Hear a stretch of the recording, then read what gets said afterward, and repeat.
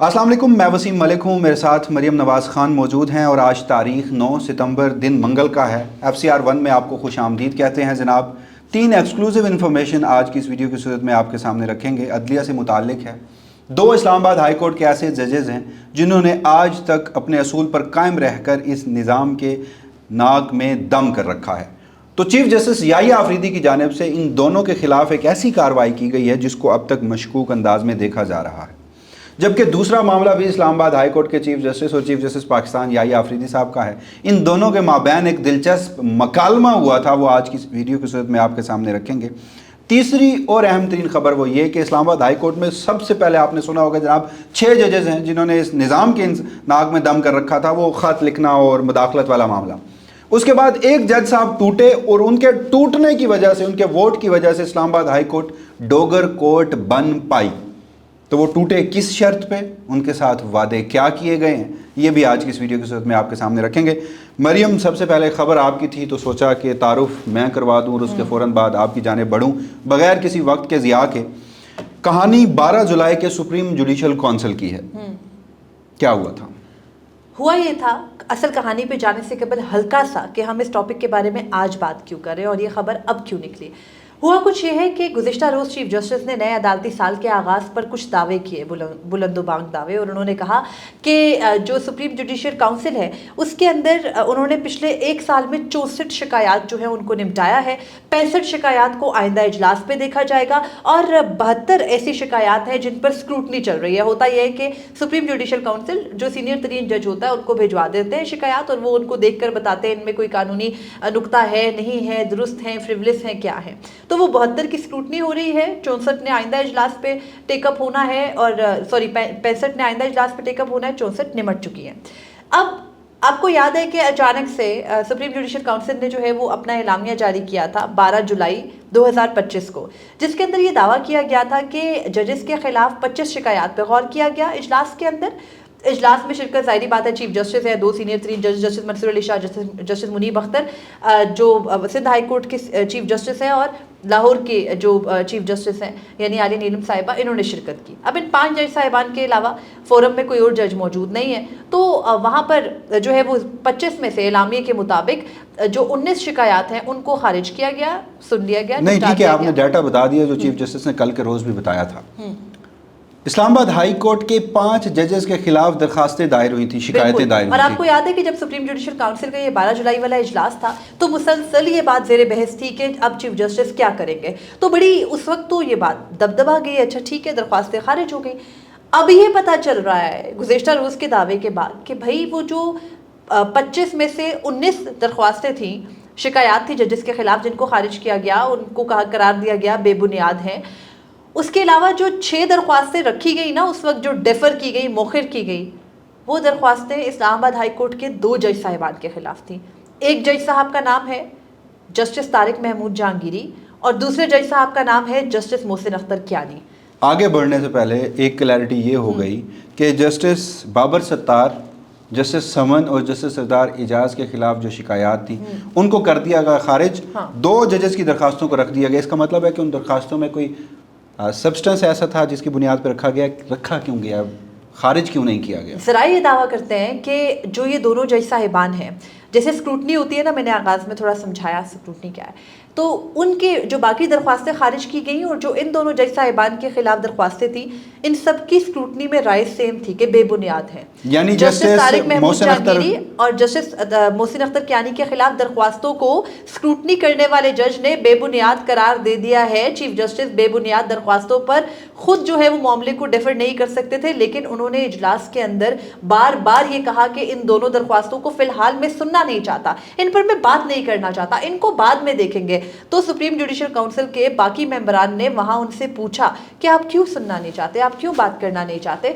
तो चीफ साहब ने कहा कि नहीं, बस मैं इन मामलात को अभी नहीं, मैं इनके खिलाफ शिकायत को नहीं देखना चाहता। जबकि जस्टिस मोहसिन अख्तर कियानी और जस्टिस तारिक महमूद जहांगीरी के खिलाफ जो दरख्वास्तें थी उनको स्क्रूटनी के स्टेज पे ऑलरेडी फ्रिवलेस करार दिया जा चुका था कि यानी वो बेबुनियाद है, उनमें कोई ऐसा सब्सटेंस नहीं है जिसकी बुनियाद पर इन जजेस के खिलाफ शिकायत को आगे बढ़ाया जाए। जस्टिस मोहसिन अख्तर कियानी, जस्टिस तारिक महमूद जहांगीरी, 6 शिकायतें इन 2 जज साहिबान के खिलाफ सुप्रीम जुडिशियल काउंसिल में جن پر رائے یہ تھی کہ یہ بھی بے بنیاد ہیں، خارج کر دی جائیں، چیف جسٹس یحییٰ آفریدی نے ان کو ڈیفر کر دیا، یعنی اب بھی ان کے خلاف کارروائی کا کوئی امکان موجود ہے؟ بالکل موجود ہے، اور میں حیران اس بات پر ہوں کہ جسٹس بابر ستار کے خلاف، جسٹس سردار اعجاز کے خلاف، جسٹس سمن رفت کے خلاف جو درخواستیں تھیں، وہ جو 6 ججز کے خلاف خط لکھنے کے بعد باقاعدہ شکایتیں تھیں، ان کو آپ نے خارج کر دیا، بے بنیاد قرار دے کے ان دونوں جج صاحبان کے خلاف۔ اچھا، جسٹس طارق محمود جہانگیری کے خلاف جعلی ڈگری والا آپ نے اسکینڈل نکالا، اور جسٹس محسن اختر کیانی کے خلاف جائیدادوں کا معاملہ نکالا اور کہا کہ بھئی فلاں جگہ ان کا بنگلہ ہے، فلاں جگہ جائیداد ہے، چیمبر کے لوگوں کو فیور دیتے ہیں، چیمبر کے لوگوں کو فیور دیتے ہیں، اور وہی چیمبر کے لوگ جن کے نام درخواستوں میں شکایات میں درج ہے وہ آج اسی ریاست کے اٹارنی جنرل اور ایڈیشنل اٹارنی جنرل لگے ہوئے ہیں۔ تو بہرحال یہ کہانی ہے، اور اس میں اب چیف جسٹس کی جو منشا ہے وہ آپ کی اگلی سٹوری سے کنیکٹ ہوتی ہے، جو خبر آپ نے اب بتانی ہے، اور وہ یہ ہے کہ اسلام آباد ہائی کورٹ کے ایک جج ٹوٹ گئے ان 6 ججز میں سے خط لکھنے والے، اور ان کا نام جسٹس ارباب محمد طاہر ہے۔ وجہ اس کی یہ ہے کہ ایک تو اس طرح سے وہ بھی رپورٹ نہیں ہوا، وہ ہم کسی دن پھر اسلام آباد ہائی کورٹ میں جب فل کورٹ کا اجلاس ہوا تو ججز کے درمیان کس قسم کی گفتگو ہوئی وہ بھی ہم ایک اور ویڈیو کے ساتھ میں آپ کے سامنے رکھیں گے۔ ہوا یہ کہ رولز بنانے تھے، جسٹس بابر ستار اور جسٹس اعجاز اسحاق خان خط لکھ چکے تھے، ڈوگر صاحب آئے، 6 ججز ان کے حق میں تھے، 5 ججز ان کے مخالف تھے۔ ہم یہ پہلے بھی گفتگو کر چکے ہیں کہ جسٹس ارباب محمد طاہر اگر اپنا قبلہ درست رکھتے اور اپنے ججز کے ساتھ خط لکھنے والوں کے ساتھ ہوتے تو آج اسلام آباد ہائی کورٹ میں حالات وہ کیا کہتے ہیں کہ مختلف عصر کے وقت روزہ نہ توڑتے تو آج ڈوگر کورٹ نہ بنتی۔ تو تب تک میں جسٹس ارباب محمد طاہر صاحب کو بینیفٹ آف ڈاؤٹ دے رہا تھا کہ وہ ہر حد تک گئے، انہوں نے اپنے حلف پر عملداری کے لیے بہت سی مصائب اور مشکلات بھی سہیں، تو پھر ایسا کیا ہوا کہ وہ پیچھے ہٹ گئے یا وہ اس نظام کی آنکھوں کا تارا بن گئے؟ پھر کیا وجہ نکلی؟ وجہ یہ نکلی ہے کہ ہمارے ذرائع یہ بتاتے ہیں کہ انہیں بھی اب یہ کہا گیا ہے کہ آپ اگلے اسلام آباد ہائی کورٹ کے چیف جسٹس بن سکتے ہیں۔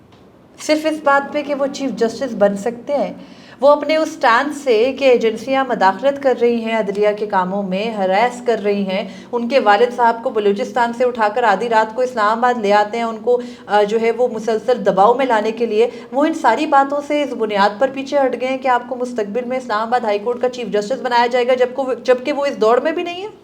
جب یہ کل ذرائع نے یہ بتایا تو پھر میں نے بھی یہ سوال کیا کہ وہ اس دوڑ میں کیسے ہو سکتے ہیں، تو پتہ یہ چلا کہ دوڑ میں تو جسٹس سرفراز ڈوگر بھی نہیں تھے نا کہیں، لیکن ان کو تو لا کر کے ارینجمنٹس کی گئیں۔ اب آپ نے نقطہ سننا ہے، ارینجمنٹس کی گئیں اور بالآخر انہیں بنا دیا گیا۔ ٹھیک ہے، جب انہیں بنا دیا گیا تو کوئی یقین بھی نہیں کر سکتا تھا کہ ایسی ارینجمنٹس بھی ہو سکتی ہیں، یعنی اس سے قبل تو ہمارے بھی وہم و گمان میں نہیں تھا۔ تو پتہ یہ چلتا ہے کہ اگر سینیورٹی ہم دیکھیں، جسٹس ڈوگر کے بعد جسٹس محسن اختر کیانی ہے، پھر جسٹس طارق جہانگیری ہیں، طارق جہانگیری کے بعد جسٹس بابر ستار ہیں، جسٹس بابر ستار کے ساتھ اسحاق ہیں، ارباب محمد طاہر ہیں، اور پھر جسٹس سمن ہیں۔ اب ارینجمنٹس کچھ ایسی کر لی جائیں کہ 3 پاسبلٹیز میں بتا رہا ہوں، ان 2 سینئر جج صاحبان کے خلاف شکایتیں پینڈنگ ہیں جی، آپ اس کو کنیکٹ کریں ہماری ماضی کی ایک سٹوری کے ساتھ، جب ہم نے بتایا تھا کہ جیسے یہ موجودہ نظام 26ویں آئینی ترمیم میں جوڈیشل کمیشن آف پاکستان پہ حملہ آور ہوا تھا اور اسے ایگزیکٹو کے زیر اثر کر لیا تھا اور فیصلے ان کی مرضی کے ہو رہے ہیں، تو 27ویں آئینی ترمیم میں ایک پلان یہ بھی ہے کہ سپریم جوڈیشل کونسل کو بھی براہ راست ایگزیکٹو کے اثر کر دیا جائے، یا پھر ججز کے اثر میں بھی ہوں تو ایسے ججز ہوں، ارینجمنٹ ایسی ہو کہ جو ہمارے ہوں۔ اوکے، تو ان 2 ججز کے خلاف شکایتیں پینڈنگ رکھنا ایک وجہ یہ ہو سکتی ہے۔ اوکے، نومبر میں بتایا جا رہا ہے کہ سپریم جوڈیشل کونسل کی ساخت بھی تبدیل ہو سکتی ہے 27ویں ترمیم کے بغیر بھی، وہ جسٹس جنید غفار شاید ریٹائر ہوں گے یا کچھ بھی ہوگا، تو جسٹس ڈوگر صاحب سپریم جوڈیشل کونسل کے رکن بھی بن سکتے ہیں۔ ایک چیز یہ ہو گئی، لیکن پھر وہ اسلام آباد ہائی کورٹ کے معاملات میں نہیں بیٹھ سکیں گے، نہیں بیٹھ سکیں گے، چلیں پھر بھی۔ تیسری ایک رائے یہ ہو سکتی ہے کہ اچھا، جب یہ ہم نے خبر دی تھی نا، تو آپ اس کو آج کل احسن بھون صاحب کے سٹیٹمنٹ سے جوڑیں کہ وہ کہہ رہے ہیں کہ ججز کو گھر جانا پڑے گا جو سیاست میں مداخلت کریں گے۔ یہاں پر آئین اور قانون اور اپنے حلف سے جب وفا کی بات ہوتی ہے تو وہ سیاست میں مداخلت ہوتی ہے۔ کل supreme court bar, Pakistan bar council اور اٹارنی جنرل پاکستان تینوں آزاد ججز کو دھمکا چکے ہیں، وہ on record P T V کی اسکرینوں پر اور تمام میڈیا چینلز کے ڈیجیٹل آرکائیوز میں وہ ایک ریکارڈ کی صورت میں محفوظ ہو چکا ہے۔ ایک ترغیب یہ بھی تھی کہ جناب آپ ججز کو وداؤٹ کنسنٹ ٹرانسفر کر دیں، جس کے بعد یہ ہوگا کہ جسٹس ارباب محمد طاہر اگر دو یا 3 ججز کو ٹرانسفر کر لیا جاتا ہے تو اگلے چیف جسٹس اسلام آباد ہائی کورٹ کے لیے جب 3 نام پرپوز کیے جا رہے ہوں گے تو جسٹس ارباب محمد طاہر کا نام ہوگا. اوکے, تو ان سے وعدہ وفا ہو سکتا ہے اس بنیاد پر. آپ اس بات پہ بھی کہہ رہی ہیں کہ صرف اس ایک نقطے پر انہوں نے اپنا قبلہ تبدیل کر لیا. یا افریدی صاحب 26ویں آئینی ترمیم سے پہلے آپ سب بشمول میرے ان کے بارے میں کیا تاثر رکھتے تھے؟ کیا تاثر رکھتے کہ آزاد منچ ججز. اچھا, یہی تھا نا, آپ بھول گئی ہیں, آپ بھول گئی ہیں, یہی ہمارا رائے ہوتی تھی. ہاں یہی رائے تھی. اور اس کے بعد جب وہ چیف جسٹس بنے, اچھا ان کا کیس بھی ارباب طاہر صاحب کے کیس سے بڑا سیملر ہے. ثاقب نثار صاحب تھے, انہوں نے سپریم کورٹ میں ججز لانے تھے. اگر ایجڈ کون زیادہ ہے یا عمر کے حساب سے دیکھا جائے تو جسٹس یا افریدی صاحب جسٹس منصور علی شاہ اور جسٹس منیب اختر سے سینئر ہے. لیکن انہیں جسٹس منصور علی شاہ اور جسٹس منیب اختر کے بعد سپریم کورٹ میں لایا گیا. تو وہ بھی یہ سمجھتے تھے کہ اس وقت کی جوڈیشری اگر کچھ نہ یہ ارینجمنٹس نہ کرتی تو میں تو اسی ٹرم میں چیف جسٹس بن جاتا. تو ہوتا ہے, چاہے جتنی بھی پرانی دوستی ہو نا, تو دل میں ایک بات ہوتی ہے. عہدوں کے لیے یہاں لوگ, ہمارے یہاں ایک ایسی تاریخ ہے کہ ایک سٹنگ وزیر اعظم تھی خاتون اور ان کے بھائی کو مار دیا گیا تھا کراچی میں. آج تک ان کے قاتلوں کا پتہ نہیں چل سکا. میں پیپلز پارٹی کی بات کر رہا ہوں. ماضی میں بھی ہماری بینظیر بھٹو کی شہادت ہوئی اور اس کے بعد جو ہے وہ منصب پیپلز پارٹی کو ملا, ان کے قاتل بھی آج تک نہیں پکڑے گئے. یہ ایکسٹریم مثالیں ہیں. جسٹس ارباب محمد طاہر بھی زیادہ بڑے ہیں جسٹس بابر ستار اور جسٹس سردار اعجاز اسحاق سے, ان کو بھی بعد میں, لیکن جسٹس اطہر معین اللہ ان کو بھی بعد میں لے کے آئے. اچھا, یہ ارینجمنٹس اس وقت نہیں سوچی جا رہی ہوں گی یا سوچی بھی جا رہی ہوں گی. تو ذرائع یہ بتاتے ہیں کہ جسٹس ارباب محمد طاہر اکثر یہ گلا جسٹس اطہر معین اللہ سے بھی کرتے تھے اور ان ججز سے بھی کرتے تھے کہ ہم نے تو پھر آپ کے پیچھے ہی لگ کے رہنا نا جی. ہم نے تو, یہ الفاظ ہوتے تھے ان کے, کہ ہم نے تو پھر آپ کے پیچھے ہی لگ کے رہنا ہے نا جی. واو, یہ ایک اسلام آباد ہائی کورٹ کے جج کا وین ہے. خیر بہرحال تیسری خبر, ایک مکالمہ ہے chief justice of Pakistan. Chief justice جو ہیں, میں تھوڑا سا بیک گراؤنڈ میں بتاتی ہوں, وہ حج کرنے گئے تھے اور ان کے ساتھ جسٹس حاجی امین الدین خان صاحب بھی تھے. تو حج کر کے آنے کے بعد جسٹس سرفراز ڈوگر چیف جسٹس کو مبارکباد دینے گئے تھے. جسٹس سرفراز ڈوگر کتنے طاقتور ہیں اس بار ذرا اسلام آباد ہائی کورٹ سے پتہ کریں. کیسز کے ریٹس مقرر ہیں, انصاف وہاں پہ چلیں. سپریم کورٹ میں تو جو ارینجمنٹس بھی ہوئی نا, لے کر آئے ہیں سپریم کورٹ میں تو جو بھی نہیں, پنجاب کا اگر آپ کہیں گی نا, پنجاب کی عدالتوں میں یہ چیز بہت عام ہے. اسلام آباد کی ماتحت عدالتوں میں بھی ہے. اسلام آباد ہائی کورٹ میں یہ بہت کنٹرول کیا گیا تھا یہاں پر بھی, and I am sorry Punjab کا کلچر, لیکن اسلام آباد کی عدالتوں کے اندر یہ کیا گیا تھا, لیکن اس کو بہت عرصہ کنٹرول کیا گیا. اور کہا جاتا ہے کہ جسٹس اطہر معین اللہ کا دور اس ضمن میں مثالی تھا. اور پھر جب جسٹس بابر ستار نے کرپشن کے حوالے سے کہ چیف جسٹس کا عملہ کس طرح سے پیسوں کا تقاضا کرتا ہے, خط لکھا, تو وہ سی سی ٹی وی کیمرے ہٹا دیے گئے. پچھلے دنوں کچھ صحافیوں نے اس خبر کو, اس بات کا دعویٰ کیا کہ ایک وکیل صاحب ایک مقدمے میں سٹے کے اوپر دلائل دے کے باہر نکلے, انہیں کال آ گئی کہ اگر سٹے دینا ہے تو اتنے پیسے ہیں. تو اس وکیل صاحب نے کہا کہ میں آپ کو, وہ جو میرے کلائنٹ ہے نا وہ دبئی میں رہتے ہیں, میں آپ کو ان کے ساتھ کنیکٹ کرا دیتا ہوں, آپ وہاں اپنا ریٹ طے کر لیں, میں یہ ڈیلے نہیں کرواتا. اسلام آباد ہائی کورٹ کے بارے میں یہ باقاعدہ طور پر رپورٹ ہو چکا ہے. تو اب یہ طاقتور کتنے ہیں جسٹس سرفراز ڈوگر صاحب کہ وہ چیف جسٹس پاکستان کے پاس جاتے ہیں حج کی مبارکباد دینے. تو چیف جسٹس یحییٰ افریدی انہیں ریسیو کرتے ہیں, انہیں بٹھاتے ہیں اور سب سے پہلے ایک ڈسکلیمر دیتے ہیں اور کہتے ہیں, جیسے ان کا انداز ہے کہ جی چیف صاحب آپ یہاں پہ آ تو گئے ہیں, بہت شکریہ آپ کا, لیکن میری آپ کے چیف جسٹس کے حوالے سے ایک رائے ہے کہ آپ سینیورٹی میں باٹم پہ ہیں, لیکن ساتھ ہی آپ کا معاملہ سپریم کورٹ میں زیر التوا بھی ہے. تو میری آپ سے درخواست ہے کہ اس نقطے پہ ہم بات نہ کریں. وہ ہنسے, جسٹس سرفراز ڈوگر ہنسے. اچھا, جب وہ ہنسے ہوں گے تو اس وقت منظر کیا ہوگا. تو ذرائع یہ دعویٰ کرتے ہیں کہ انہوں نے بڑے ہی مؤدب انداز سے کہا, انہوں نے کہا چیف صاحب میں اپنی چیف جسٹس شپ کے لیے آپ کے پاس نہیں آیا, آپ حج کر کے آئے ہیں تو میں آپ کو مبارکباد دینے آیا ہوں. اچھا, رہی بات چیف جسٹس بننے کی, تو وہ جو مجھے اسلام آباد ہائی کورٹ میں ٹرانسفر کر کے لے آئے ہیں وہی مجھے چیف جسٹس بھی بنا دیں گے. On the face of chief justice of Pakistan. پھر کیا ہوا, چیف جسٹس پاکستان کے جو منظور نظر تھے نا, جو آپ کہہ لیجئے کہ ان کے وہ کیا اس کو بولتے ہیں, شاید ان کے بیٹوں سے بھی انہیں زیادہ عزیز تھے، وہ جسٹس میاں گل حسن اورنگزیب، ان کے لیے بڑی لابنگ بھی چیف جسٹس پاکستان نے کی جی، لیکن کیا ہوا، اینڈ میں 4 ووٹ نکلے ان کے۔ ہاں، تو جسٹس سرفراز ڈوگر کو اندازہ ہے نا کہ چیف جسٹس کی کیا وقت ہے، چیف جسٹس کس وجہ سے آئے ہیں اور طاقتور فریق کون ہے؟ اب تک چیف جسٹس پاکستان نے سب کیا، ایک انہوں نے خواہش کا اظہار کیا تھا، اس پر بھی وہ رزسٹ نہیں کر سکتے تھے کیونکہ سمجھوتا ایسا تھا جس کے نتیجے میں یہ منصب ملا تھا کہ اس معاملے پر بھی وہ رزسٹ نہیں کر پائے، لیکن انہوں نے کوششیں ضرور کی کہ جسٹس سرفراز ڈوگر نہ ہوں اور بنے جسٹس میاں گل حسن۔ اب ایک اور خبر یہ ہے کہ اسلام آباد ہائی کورٹ میں ان 5 ججز کی ابھی بھی انٹرا کورٹ اپیل زیر التوا ہے، لگ اس لیے نہیں رہی کہ تفصیلی فیصلہ نہیں آیا سپریم کورٹ میں، آئینی بینچ نے ابھی تک کوئی تفصیلی فیصلہ جاری نہیں کیا۔ کہا جا رہا ہے کہ جو جسٹس نعیم اختر افغان وغیرہ کی جو اقلیتی وجوہات ہیں ان میں بڑی جو ہے وہ بہت کچھ ایسا ہو سکتا ہے جس سے کافی تکلیف پہنچنے والی ہے، لیکن in the end of the day وہ سپریم کورٹ کا آرڈر تو نہیں ہوگا، اقلیتی رائے ہوگی، اور اسی لیے اقلیتی رائے کے بارے میں وہ ایک SRO بن گیا نا کہ یہ ڈیٹیل ججمنٹ کے بعد یہ ساتھ ہی جاری تو وہ ایک ساتھ ہی آئے گا۔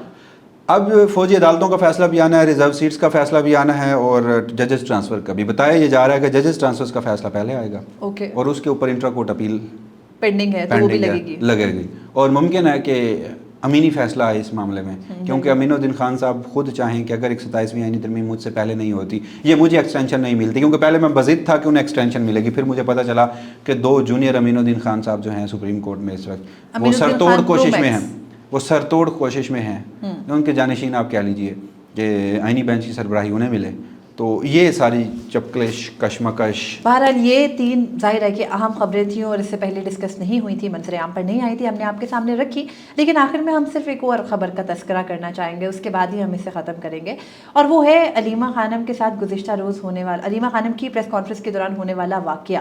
طیب بلوچ جن کو پاکستان تحریک انصاف کے کارکنان نے وہاں پر جو ہے وہ تشدد کا نشانہ بنایا، لیکن اس کے بعد ہم نے دیکھا کہ پاکستان کے جتنے بڑے جو ہے نا وہ صحافتی تنظیمیں یا صحافتی ادارے ہیں ان سب نے اس پر مذمتیں جاری کی۔ تشدد کسی بھی طور قابل قبول، کسی بھی صورت، کسی بھی طریقے سے قابل قبول نہیں ہے، اس بات میں کوئی دو رائے نہیں ہے، لیکن پریس کلب کی یا ہمارے جتنے بھی ادارے ہیں ان سب کے دوہرے معیار یہاں پر بہت واضح ہیں۔ لیکن آج علیمہ خانم صاحبہ نے وسیم پنڈی میں جب وہ عمران خان سے ملاقات کا دن تھا وہ گئیں، اور ظاہری بات ہے کہ ملاقات تو نہیں کرائی گئی، لیکن وہاں پر نا انہوں نے بڑا کلیئرلی ایک چیز کہی، انہوں نے کہا کہ اگر میری بیرون ملک کوئی جائیدادیں ہیں، پہلے تو انہوں نے کہا کہ میں نے شوکت خانم کے فنڈ سے کوئی خرد برد کر کے امریکہ میں جائیداد نہیں بنائی، لیکن اگر آپ کو یہ لگتا ہے کہ ایسا ہے تو ثبوت لاؤ۔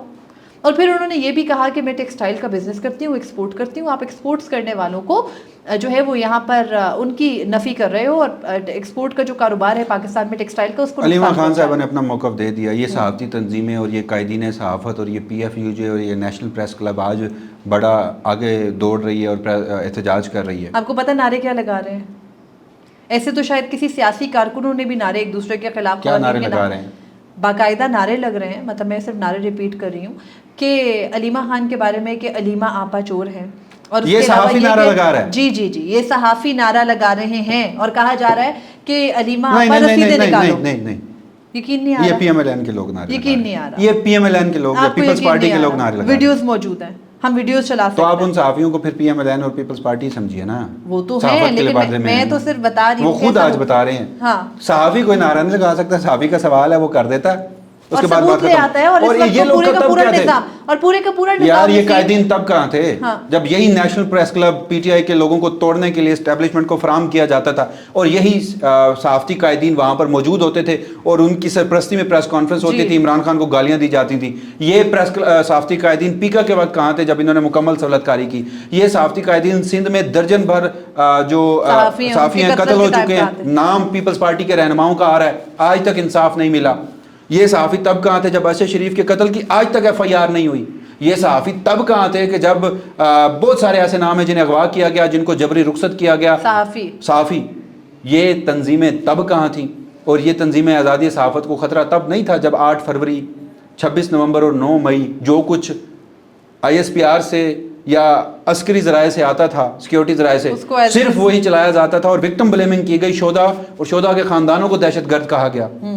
یہ میڈیا تب کہاں تھا؟ لمبی تاریخ ہے، آپ پہنچتے جائیے. یہ میڈیا عمران خان کے دور میں بھی تھا. ایک وزیر اعظم کا گربان پکڑا جاتا تھا، کہتے تھے کہ آپ کا ہم کس کا گربان پکڑیں گے کرونا وبا درست نہ ہوئی. اس کے بعد کسی وزیر اعظم کے گربان کے حوالے سے سوال نہیں ہوا. کچھ اینکر صاحبان اتوار بازار جایا کرتے تھے عمران خان کے دور میں ریگولرلی، آج کل بالکل نہیں جا رہے. بشرا بی بی کو کالے جادو والی کہا گیا، ثبوت آج تک نہیں دیے گئے. اس آزادی صحافت کو خطرہ ہے، اس سے بھی پیچھے جائیے. نواز شریف صاحب نااہل ہوئے، میڈیا پرجوش انداز میں ایک سنسنی خیز میچ کی طرح وہ سارا رپورٹ کر رہا تھا. اس میڈیا کی آزادی کو خطرہ ہے، اس سے پیچھے جائیے. عمران خان کے دھرنوں کو 24 گھنٹے کی لائیو ٹیلی کاسٹ ملا کرتی تھی، اس میڈیا کی آزادی کو خطرہ ہے. میں صرف ایک دہائی کی بات اس لیے کر رہا ہوں کہ ہمارے جو قائدین آج وہاں بیٹھے ہیں وہ غالباً ایک دہائی سے ہی یہ صحافتی پریس کانفرنس کر رہے ہیں، ورنہ سیاست کر رہے ہیں. ورنہ ہمارا ماضی کی جو تاریخ ہے وہ ہمیشہ یہی ہے. سوال ایک ہی ہے، سچ بولنے والی صحافت کو جب خطرہ ہوگا تو یہ قائدین بل میں گھس جائیں گے، اور جب درباری صحافت کو خطرہ ہوگا تو اسی طرح کے احتجاج کیے جائیں گے. بہرحال اس کے بعد اب کچھ کہنا بنتا نہیں ہے، صرف ایک بات کہ اگر اس نظام میں جس میں عمران خان اور اس کی فیملی ویسے ہی ان کی فیملی جو ہے وہ آلریڈی زیر عتاب ہے، تو ایسے دور میں کیا مشکل ہے کہ آپ علیمہ خانم کے بارے میں ثبوت لائیں. آپ کے پاس نیب جیسا ادارہ، اینٹی کرپشن جیسا ادارہ، آپ کے پاس سپریم کورٹ سے لے کر لوور جوڈیشری کی ہر عدالت آپ کے ہاتھ میں ہے. تو آپ لائیے مقدمات، دکھائیے ثبوت، دیجیے سزا. لیکن اس قسم کی پراکسیز کو بھیج کر جو عزت آپ کما رہے ہیں اور جو اپنا لیول آپ دکھا رہے ہیں، اس کے بعد پھر یہ جو ہے نا سبھی لوگ یہ فاتحہ پڑھ لیں کہ جو تھوڑی بہت قوت برداشت اس معاشرے میں تھی وہ نہیں رہے گی. مجھے وسیم ملک کو آج کی ویڈیو سے اجازت دیجیے. اللہ حافظ. اپنے فیڈ بیک سے ضرور آگاہ کیجیے.